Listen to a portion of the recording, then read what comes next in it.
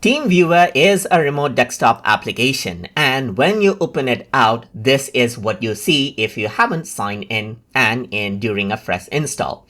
You see your ID and your password that you can go ahead and give as username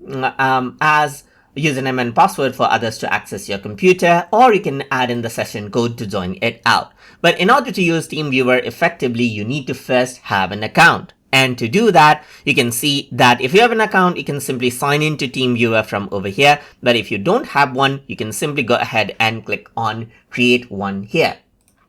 And once you do that, what happens is that the page will open up right here, just like this, where you can go ahead and create an account. So let's say what I want to do is I'm going to go ahead and use my email address right here and write the name right here as Tutor Tube channel right here, just like this. So once I go ahead and do that, I'm going to click on continue, and you need to go ahead and read the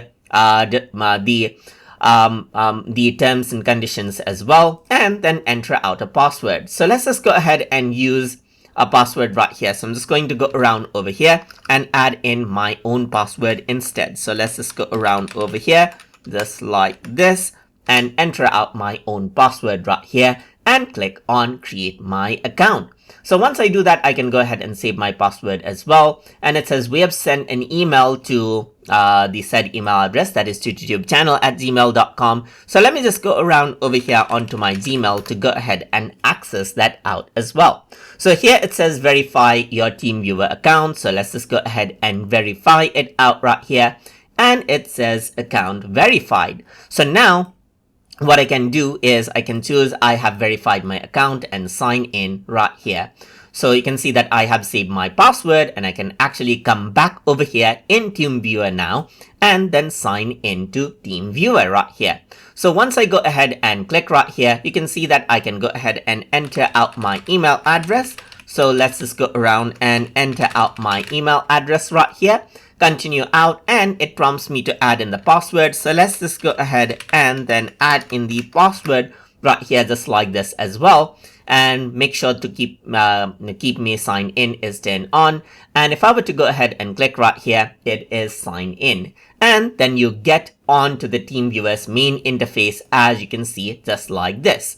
So I'm just going to skip the tour right here, just like this. And this is the TeamViewer interface, and you can start using the application from here onward.